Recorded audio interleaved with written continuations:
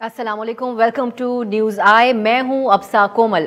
आज हफ्ते का इख्तिताम है और आज के शो में हम हफ्ते भर की खबरों का जायजा लेंगे और उन पर तबसरा भी हासिल करेंगे। सबसे ज्यादा जिस चीज पर बात हो रही है आजकल वो है पंजाब में मुमकिना तौर पर तब्दीलियां। वजीर आजम ने भी आज लाहौर का दौरा किया, कुछ आम मुलाकातें भी की। इसके अलावा डस्का में एक मरतबा फिर ज़िमनी इंतखाब होने जा रहा है और एक मरतबा फिर इलेक्शन से कबल एक मुतनाज़ अफसर को DPO सियालकोट भी तैनात कर दिया गया है।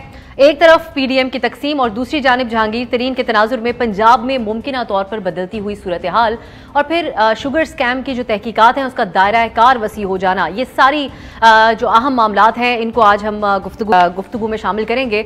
और मैं आपका तारुफ करा देती हूँ हमारे आज के पैनल के साथ। मेरे साथ स्टूडियो में मौजूद हैं रेजिडेंट एडिटर डॉन फ़ाद हुसैन साहब, बहुत शुक्रिया आप तशरीफ़ लेके आए। इसके अलावा आसमा शाही साहिबा सहाफ़ी हैं, तज्ज़ियाकार हैं, एंकर पर्सन हैं, हर दिन आप इनको TV पे देखते हैं। इनसे भी हम जानेंगे ओवरऑल इनके क्या ख्यालात हैं इन सारी डेवलपमेंट्स के ऊपर। और कराची से हमारे साथ हैं मुबशर जैदी साहब, सहाफ़ी हैं, तज्ज़ियाकार हैं आप और आप सब लोग जानते हैं इनको। हम गुफ्तगू का आगाज़ कर लेते हैं और फ़ाद साहब आपसे ही हम आगाज़ करेंगे। अब ओवरऑल एक आपका क्या कमेंट होगा, ये सारी जो जहांगीर तरीन साहब का ये स्टेप लेना, सामने आना, जिस तरह की उन्होंने गुफ्तगू की, जो उनकी बॉडी लैंग्वेज थी, जो उनके अल्फाज का चुनाव था, और उससे एक कदम आगे बढ़कर जहांगीर तरीन साहब के साथ जो लोग मौजूद थे उनका इजहार यकजहती, सॉलिडारिटी करना, साथ खड़े होना, वो तो एक बात है। उससे दो कदम आगे बढ़ के जो इंटरव्यूज़ हो रहे हैं उसमें वो हुकूमत की कारकर्दगी पर सवाल भी उठा रहे हैं। उन्होंने ये बात कही है कि हमसे लोग, हमारे वोटर सवाल कर रहे हैं कि हुकूमत की कारकर्दगी कैसी है। इस सब की क्या अहमियत है, ख़ास तौर पर इन बयानात की? पहले तो आपको बहुत मुबारक हो नए शो की और डॉन फैमिली का हिस्सा बनने की। We are very glad that you joined us. देखिए, मेरे ख्याल में ये जो डेवलपमेंट्स पंजाब में होना शुरू हुई हैं ये PTI के लिए ख़तरे की घंटियां बज रही हैं, लेकिन सिर्फ घंटियां हैं। अभी एक्चुअल मेरे ख्याल में खतरा शुरू हुआ नहीं है। उसकी वजह यह है कि ये तो हम सबको मालूम है कि पंजाब जो है वो PTI की जो पूरी इस टाइम सियासत है उसका सबसे कमजोर जो कड़ी है वो पंजाब है। और मैं उसकी एग्जांपल ऐसे देता हूं कि जो लोग जिन्होंने तारीख पढ़ी हुई है, औरंगजेब आलमगीर के बारे में कहते थे कि वो जब साउथ इंडिया में गया तो दक्कन में जाके उसकी फिलहाल शिकस्त हुई थी, तो उससे कहते हैं उसका डेक्कन अल्सर, यानी अल्सर था उसका। उसी तरह नेपोलियन बोनापार्ट जो था उसका स्पेन में गड़बड़ हुई थी, वहां से उसकी अनरेवलिंग शुरू हुई, तो कहते कि उसका नेपोलियन का स्पेनिश अल्सर। पंजाब जो है वो PTI का पंजाब अल्सर बन गया है, उसको ये ट्रीट नहीं कर रहे। अब वो रसना शुरू हो गया है सियासी तौर पर, और उसकी ये वो टाइम है जब हमें बॉडी में अल्सर होता है तो आप डॉक्टर के पास जाते हैं तो कहते हैं जल्दी निकलवा लें। यहां पे इन्होंने देर कर दी है।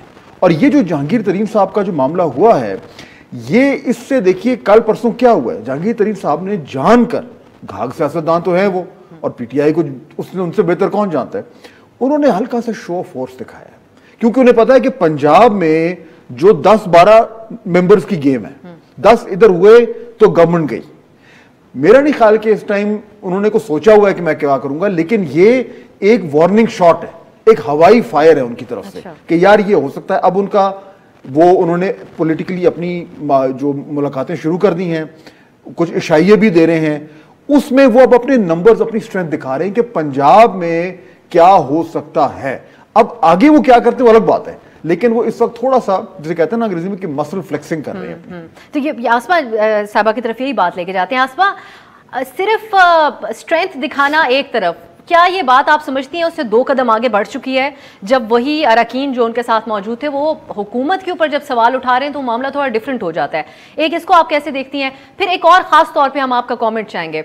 सिर्फ पंजाब की हद तक नुकसान PTI हुकूमत के लिए एक चीज़ है, दूसरी तरफ ये 21 शुगर मिल्स हैं जिनको नोटिस जारी किए गए हैं, और इसके अलावा फिर आज जो खबरें हैं वो यही है कि शुगर स्कैम की जो तहकीकात है इसका दायरा कार वसी किया जा रहा है। खुसरो बख्तियार साहब का नाम आ रहा है, दीगर लोगों का भी नाम साथ आ रहा है।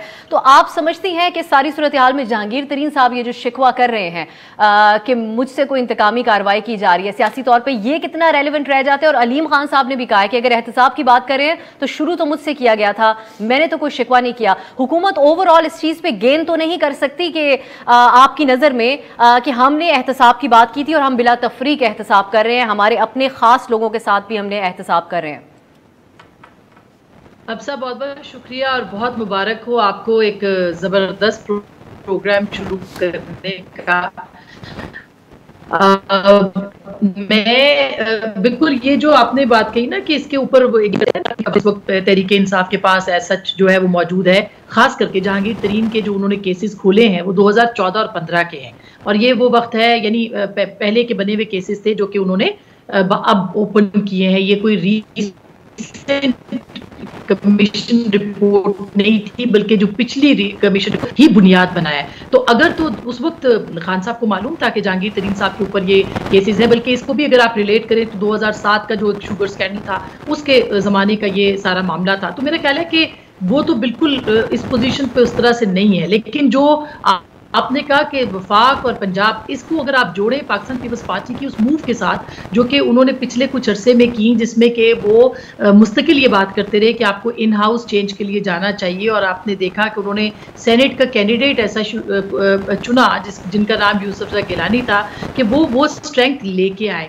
हमारी अपनी इत्तलात है कि जिस दिन vote of confidence prime minister ले रहे थे उस दिन भी 5 से 7 अरकान ऐसे थे जो कि अपोजिशन पावर अपसेट कर सकते थे, लेकिन अपोजिशन ने मुनासिब नहीं समझा कि उस वक्त पे उसको अपसेट करे, क्योंकि बजट बिल्कुल करीब था। और फिर उसके बाद पीडीएम टूटी गई, खैर वो एक अलग बात है। लेकिन अब जो सूरत हाल है वो ये है कि अगर पंजाब के अंदर अपोजिशन जमातें कोई तब्दीली नहीं लेके आती और वफाक के अंदर, तो मुझे ऐसे पता नहीं, मेरी एक सेंस है, हो सकता है इस पे इंफॉर्मेशन आगे जाके कोई बन सके, लेकिन लगता ऐसे है कि खुद पीटीआई के अंदर जो है वो इतनी बड़ी तादाद में लोग जहांगीर तरीन के साथ खड़े हो सकते हैं कि अंदर से ही तब्दीली और अंदर से जो प्रॉब्लम्स हैं वो शुरू हो जाए।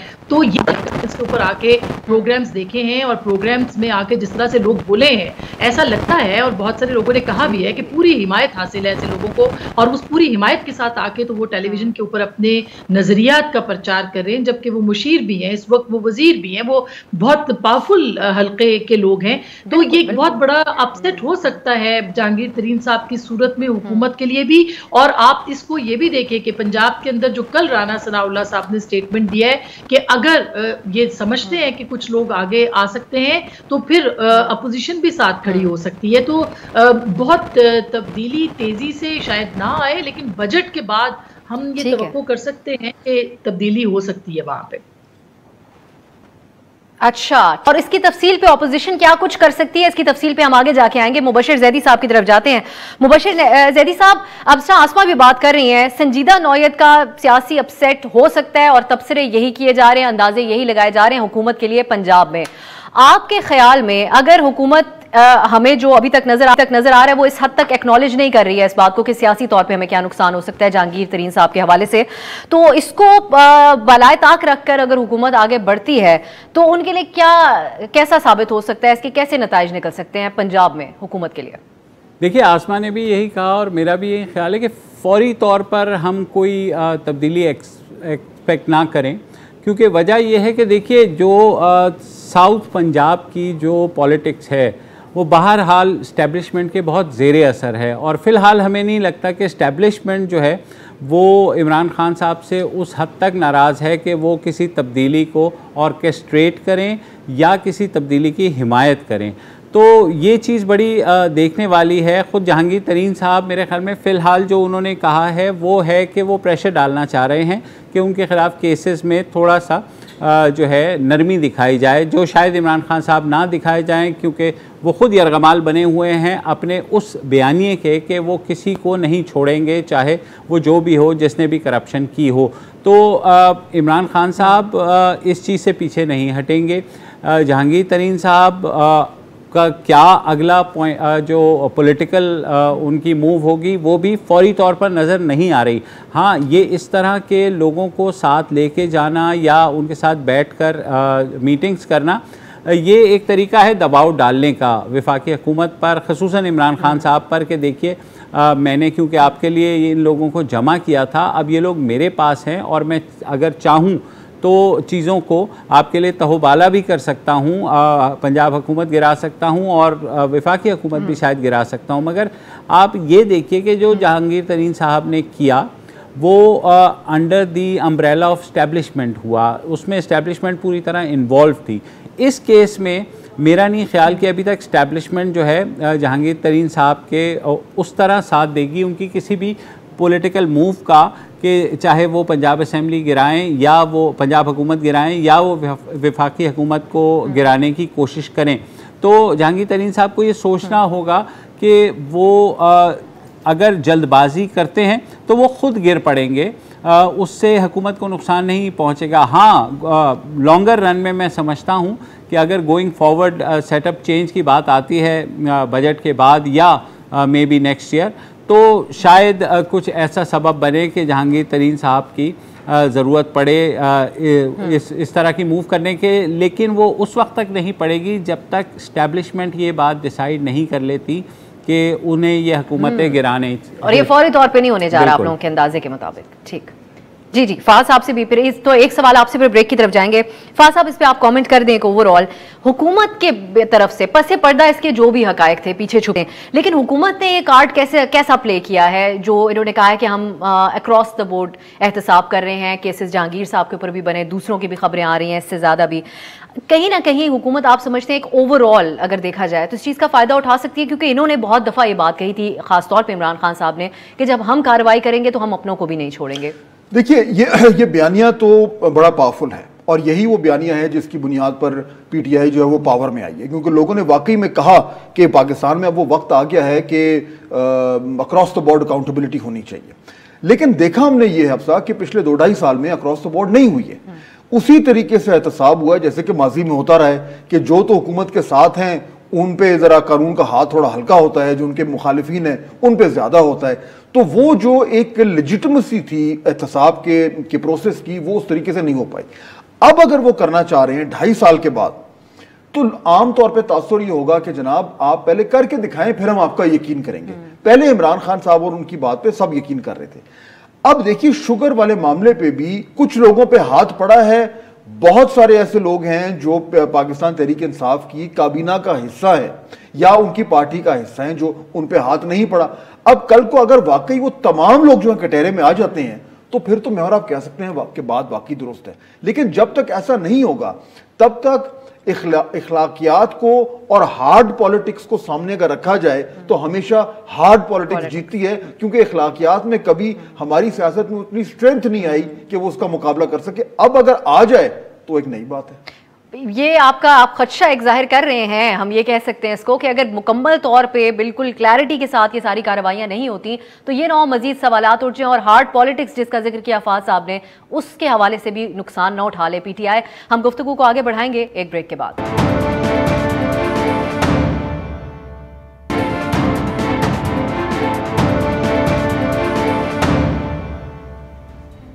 Welcome back. अब जरा जो मौजूदा सूरत हाल है वो पीडीएम के तनाजुर से उस पर बात कर लेते हैं। हम आसमा साहिबा आपसे आपका कमेंट लेते हैं।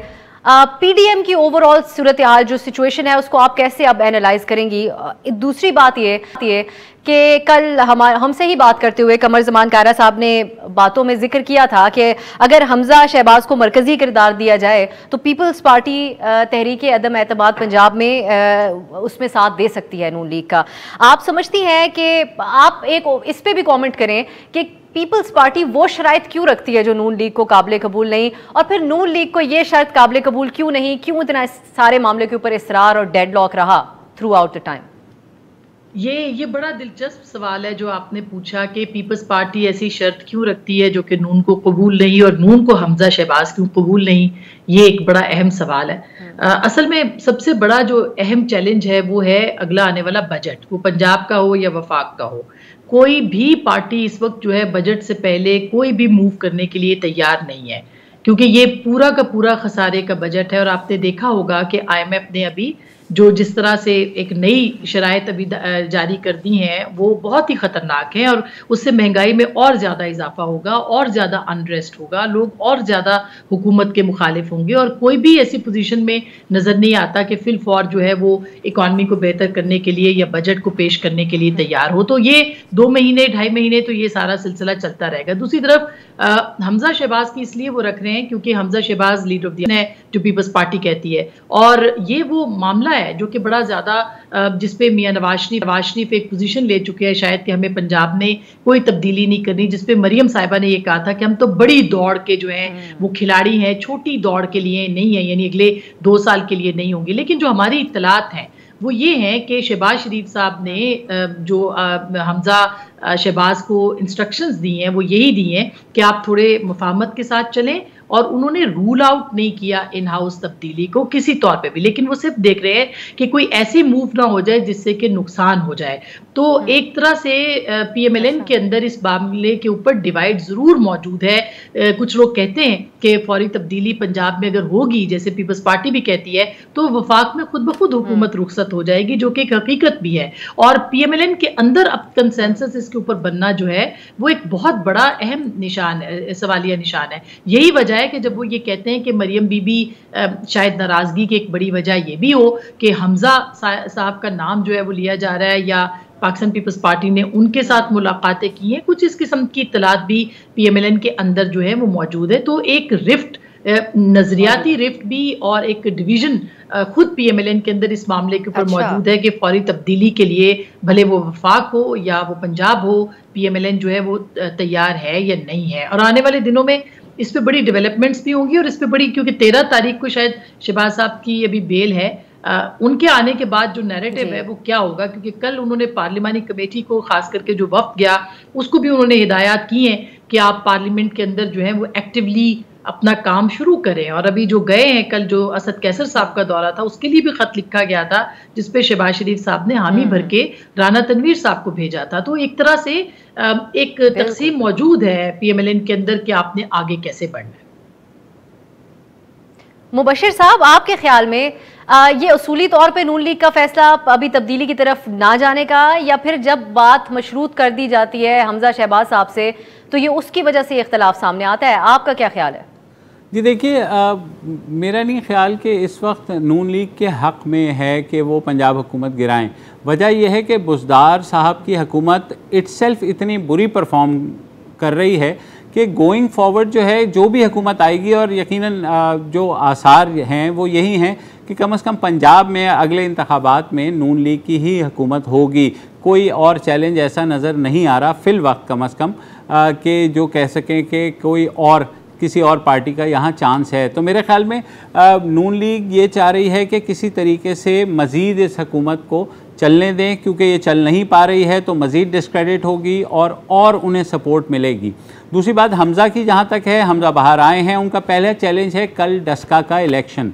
पहले आपने देखा कि मरियम नवाज़ जो हैं उन्होंने सारा इसको देखा, इलेक्शंस को, बड़ी तकारीर की। इस दफ़ा वो पीछे हैं, इस दफ़ा हमज़ा को उतारा गया है वो इस वजह से क्योंकि हमज़ा ने पंजाब के अंदर जो है बहुत इंस्ट्रूमेंटल रहे हैं, और ये जो डस्का का इलेक्शन है ज़ाहिर है बहुत इम्पॉर्टेंट इसलिए भी हो गया है कि अगर ये नून लीग जीत जाती है तो सारे का सारा बयानिया कि जनाब ये इसमें पहले धांधली की कोशिश हुई थी, वायलेंस कराया था, PTI की तरफ उंगलियां उठी थी, तो वो चीज़ सीमेंट हो जाएगी।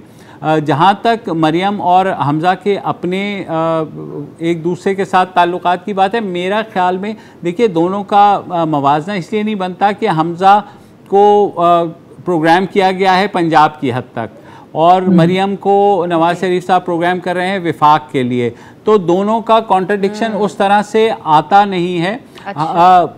हाँ, जो मुफाहिमत की और मुखासमत की या एग्रेशन की पॉलिसी है वो दो हमें हमेशा से नज़र आई, गुड PMLN और बैड PMLN, और मेरे ख्याल में इन्होंने भी ये इस्टेब्लिशमेंट से ही सीखा है कि किस वक्त पे जो है एक उस तरफ जाना है, किस तरफ पे दूसरी तरफ जाना है। तो पार्टीज़ भी अब सीख गई हैं कि सियासत में किस वक्त उन्हें जैसे कहते हैं ब्लो हॉट एंड कोल्ड, तो किस वक्त उन्हें एग्रेशन दिखाना है, किस वक्त उन्हें जो है वो ठंडा रहना है। दूसरे जहाँ तक पीपल्स पार्टी की बात है तो जाहिर है बहुत सी चीज़ें सामने हैं कि पीपल्स पार्टी को शायद ये उम्मीदें दिलाई गई हैं कि गोइंग फॉरवर्ड जो है उनकी तरफ कोई नज़र करम हो सकती है, और ये चीज़ें आप लोग इस्लामाबाद में बैठे हैं, आप लोगों को ज़्यादा पता है, जहाँ मीटिंग्स होती हैं तो वहाँ पर कुछ मीटिंग्स में ये बात कही भी गई है कि बिलावल जो हैं इस्टेब्लिशमेंट को एक्सेप्टेबल हैं, अच्छे बच्चे हैं, मगर गोइंग फॉरवर्ड अगर आप देखें तो पीपल्स पार्टी के लिए बहुत ज़्यादा मुश्किल है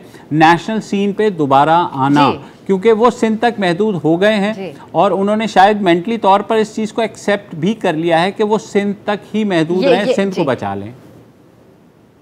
इस पे भी पूरी एक डिबेट बनती है जो कि हम करेंगे आने वाले वक्तों में। फाज साहब, जो बात एक मुबशिर साहब ने कही, पार्टी के अंदर, नून लीग की पार्टी के अंदर ये मुकाबला नहीं है हमजा शहबाज और मरियम नवाज का, विफाक और पंजाब का मामला है उनके लिए। इस बात से आप अग्री करते हैं? देखिए, एक तो बाय द वे जो आपने पीपल्स पार्टी वाला क्वेश्चन पूछा है वो बहुत अच्छा क्वेश्चन है। मैं क्योंकि देखिए वो जो सवाल है कि पीपल्स पार्टी क्यों उस तरह की ऑफर देती है जिससे नून लीग में मसला खड़ा होता है, इसके पीछे मेरे ख्याल में सियासी शरारत है, उस चाल में भी और आपके सवाल में भी।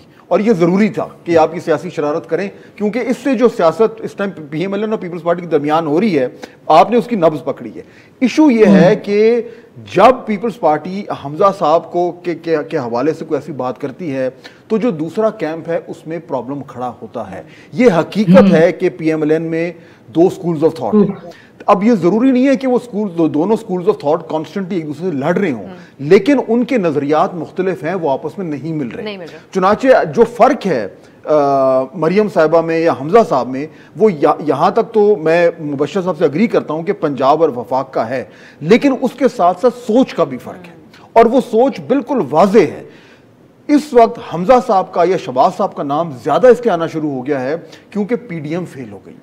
पीडीएम जो थी वो रिफ्लेक्ट करती थी वो जारहाना सियासत जो मरियम साहिबा कर रही थी। अगर पीडीएम कामयाब हो जाती तो वो जो तर्ज सियासत था वो उठ जाता। क्योंकि फेल हुई है पीडीएम, तो कुछ अरसे के लिए वहां पे भी मामला थोड़े से पीएमएलएन के अंदर उस स्कूल ऑफ थॉट के थोड़े से मध्यम हुए हैं, और दूसरा स्कूल ऑफ थॉट जो कि थोड़ा ज्यादा उसको हाइप मिला दोबारा वो आ गया। तो इसलिए अब आपको ज्यादा शहबाज साहब या हमजा साहब अब आपको ज्यादा नजर आएंगे। क्या इसका मतलब है कि मुस्लिम लीग नून को प्रॉब्लम हो गया? नहीं, मेरे ख्याल में फाइनल फैसला नवाज शरीफ साहब का है जो लंदन बैठे हैं, और उनके नीचे तमाम सब उनकी सुनते हैं। लेकिन मजेदार बात यह है कि इस वक्त इमरान खान साहब और नवाज शरीफ साहब में इत्तेफाक राय हो गया है। ये मजेदार चीज है। अब इत्तेफाक राय क्या हुआ है? दोनों चाहते हैं कि बुज़दार साहब रहें।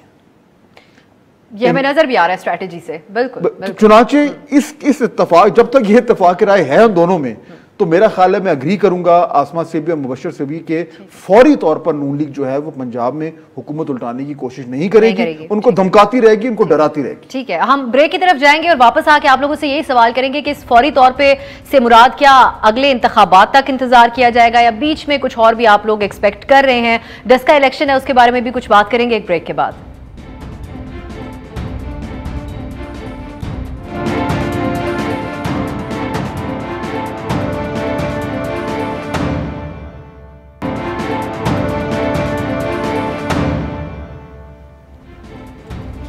Welcome back. बात कुछ कर लेते हैं अब 10 का इलेक्शन के हवाले से, और हम जैदी साहब की तरफ जाते हैं। इसमें एक अपडेट्स कुछ ये भी हैं कि कल एक फायरिंग का वाकया भी वहां पे पेश आया।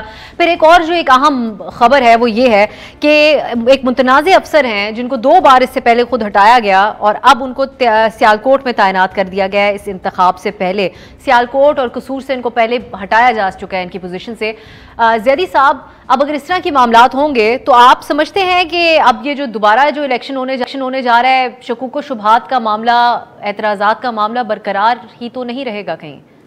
देखिए अब्सा, ऑब्वियसली जो कुछ हुआ था 19 फरवरी को ज़िमनी इंतखाब में, उसके बारे में जो पहले इलेक्शन कमीशन ने जिस तरह से उसको कलअदम करार दे के जो वजूहात बयान की थी, और फिर सुप्रीम कोर्ट में भी जो इसकी हेयरिंग हुई, उससे लगा तो यही था कि 19 फरवरी को जो कुछ हुआ, चाहे वो वायलेंस की शक्ल में हो, चाहे वो धुंध की शक्ल में हो, जो कुछ भी हुआ था अंधाधुंध हुआ था, तो लिहाजा वो साए तो अभी भी रहेंगे और कल उनको बहुत ज़्यादा क्लोजली मॉनिटर भी किया जाएगा। इसीलिए इलेक्शन कमीशन ने एक SOPs भी जारी की हैं प्रिजाइडिंग ऑफिसर्स के लिए कि जनाब आपने अपने मोबाइल फ़ोन्स की लोकेशंस ऑन रखनी हैं, स्मार्टफोन्स अपने पास रखने हैं, उसमें तस्वीरें आपने भिजवानी हैं वक्त पर रिटर्निंग ऑफिसर को। तो मेरे ख्याल में सबका इम्तिहान है यहाँ पर, इलेक्शन कमीशन का भी इम्तिहान है, उन दोनों बड़ी जमातों का, नून लीग और PTI का भी इम्तिहान है, क्योंकि पॉलिटिकल वायलेंस अमूमन हमने नहीं देखा रिसेंटली, मगर जो कुछ डस्का में हुआ और जो कल कसोवाल में भी एक कोई एरियल फायरिंग का वाक़या हुआ था, तो अब बहुत बड़ा चैलेंज है कि अल्लाह ना करे यहाँ दोबारा कोई वायलेंस हो। अच्छी बात यह है कि रेंजर्स तैनात हुई हैं, तो उम्मीद यही है कि शायद ना हो, मगर सवालात उठेंगे, तो इसलिए पूरी तरह से जिम्मेदारी इलेक्शन कमीशन की बनती है कि वो इस चीज़ को इंश्योर करे कि वक्त पर तमाम नताइज जो हैं मौसूल हो जाएं। और जैसे बड़ा चैलेंज होगा इलेक्शन कमीशन की। जी जी मुबशर, मैं तो हैरान हूंगा कि अगर जो कुछ लास्ट टाइम हुआ है उसके बाद भी अगर कोई गड़बड़ होती है या कुछ जो इंतजामिया को वो कुछ इस तरह का कुछ कोशिश करती है, तो यानी कि फिर तो वो जरार खोड़ो जो है वो एक मेडल दिया करते हैं, वो मेडल देना पड़ जाएगा अगर कल भी सब कुछ के बावजूद अगर ये फिर से होता है। लेकिन धुंध नहीं होगी, मौसम क्लियर है, एक तरफ से आप लोग बेफिक्र हो जाएं। चलें लेट्स सी, देखते हैं धुंध को आने में कितना टाइम लगता है। अफसा, तमाम इंतखाबात में हमारे धुंध छाई रही है। ये भी बात ठीक है। जी बिल्कुल, लेकिन उम्मीद ही करते हैं। आसमा साहिबा से कमेंट ले लेते हैं। आसमा साहिबा, माजी में कुछ एग्जांपल्स हमने देखी हैं जहां इंतखाब इस तरीके से जरा कंट्रोवर्शियल हो जाए तो उसके बाद फिर बड़ा अपसेट भी हो जाता है इंतखाबी नताइज के अंदर। आप कैसे देख रही हैं डस का इलेक्शन को? देखिए, जो इक़दामात अभी किए गए हैं इतने बड़े वाक़े के बाद, यानी कि जो आपने देखा कि जो मामला हो रहा था कि धुंध भी आ गई और लोग अगवा भी हो गए प्रिजाइडिंग ऑफिसर्स, उसके बाद भी अगर ये हुआ है और फिर कल दोबारा से पुलिस अफसर के बारे में जो कहा जा रहा है कि उनको तैनात किया गया है, तो इसका तो मतलब ये है कि माइंडसेट वहीं का वहीं मौजूद है कि आपने इस इलेक्शन को जो है वो हर सूरत किसी ना किसी तरीके से इन्फ्लुएंस करना है। तो ये एक बहुत ही अहम बात है जो कि पावरफुल सर्कल्स को भी और बाकी चीज़ों को लोगों को भी देखना होगा, क्योंकि कहा यही जा रहा था कि न्यूट्रलिटी आ गई है, न्यूट्रल हो गए हैं लोग। तो अगर अब न्यूट्रल हो गए हैं तो देखते हैं कि वो धुंध पे जो महकमा मौसमियात है वो किस तरह से उसको कंट्रोल करता है। वो जो धुंध पंजाब और डस्के के इलेक्शन के ऊपर छा सकती है उसको उन्होंने कैसे कंट्रोल करना है, कल का दिन जाहिर है कि बहुत अहम होगा। इसके साथ साथ जो पीपल्स पार्टी की और PMLN की सियासत है उसका भी अब असर जो है इस इलेक्शन के अंदर भी होगा। 249 पे भी ज़िमनी इंतखाब के जो एक लहर है उसके अंदर भी उनको इसका नुकसान उठाना पड़ेगा, क्योंकि इससे पहले अभी जो TLP के साथ पंजाब के अंदर अलाइनमेंट PTI कर रही है और पीपल्स पार्टी का भी वहाँ पे अच्छा वोट बैंक था इस हल्के में है, उससे भी PMLN को जो है वो थोड़ा सा नुकसान हो सकता है। तो अब देखना ये कि ये PDM आगे जाके इसको किस तरह से लेगी, और ख़ास करके कल के इंतखाब के अंदर हमजा शहबाज का भी इम्तिहान होगा जैसे फहद साहब ने कहा है। तो पंजाब की सियासत के अंदर कल का इलेक्शन काफ़ी इंपॉर्टेंट हो सकता है। बहुत अहम होगा। हम ये फहद साहब से भी एक ब्रेक की तरफ अभी जाएंगे, वापस आकर इनसे पूछेंगे इन कितनी अहमियत है इसकी और कैसा कितना आम होगा मुख्तलिफ जमातों के लिए और इसका एक अच्छे खुश असलूबी के साथ ये इंतखाब हो जाना। ब्रेक के बाद बात करेंगे।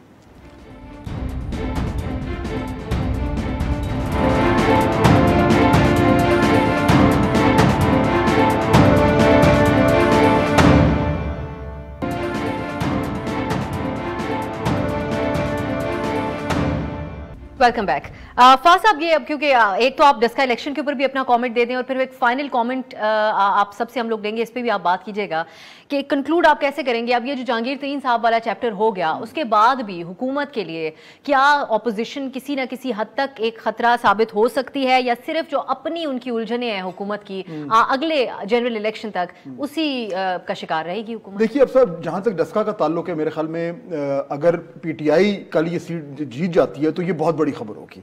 अगर नून जीती है तो मेरे ख्याल में इतनी बड़ी खबर नहीं होगी। नून की ये सेफ सीट है और अगर फ्री एंड फेयर इलेक्शन होते हैं तो मुझे नहीं लगता कि नून लीग के लिए कोई प्रॉब्लम होगा। लेकिन अगर PTI जीत जाती है या अगर PTI बहुत नैरो मार्जिन से हारती है तो मेरे ख्याल में ये PTI के लिए बहुत बड़ी विक्ट्री होगी। ये यहां तक तो मैं ये कह सकता हूं, नैरो मार्जिन से हार भी अगर करीब भी आ जाती है, क्योंकि इतनी पक्की सीट है नून की, पहली बात। दूसरा, मेरे ख्याल में बहुत इंपॉर्टेंट होगा देखना कल कि ये जो इलेक्शन कमीशन ने जिस तरह का स्ट्रॉन्ग पोजीशन ली थी पिछली बार जो गड़बड़ हुई थी, उसके नतीजे में इस बार कितना फ्री एंड फेयर इलेक्शन होता है। तो ये एक तरीके से इलेक्शन कमीशन पाकिस्तान का भी टेस्ट हो रहा है। तीसरी बात आपने कही हुकूमत की, तो मेरे ख्याल में देखिए PDM तो हो गई है फारिग, तो अब उधर से तो मुझे कोई इमीडिएट थ्रेट नजर नहीं आ रही। जो थ्रेट अगर PTI की है तो वो उनकी अपनी परफॉर्मेंस से है और जो अपना पंजाब में प्रॉब्लम हो रहा है उससे है। आसमा साहिबा, अगले आम इंतखाबात तक सुकून रखे ऑपोजिशन की तरफ से हुकूमत, या फिर कुछ आप देख रही हैं होता हुआ?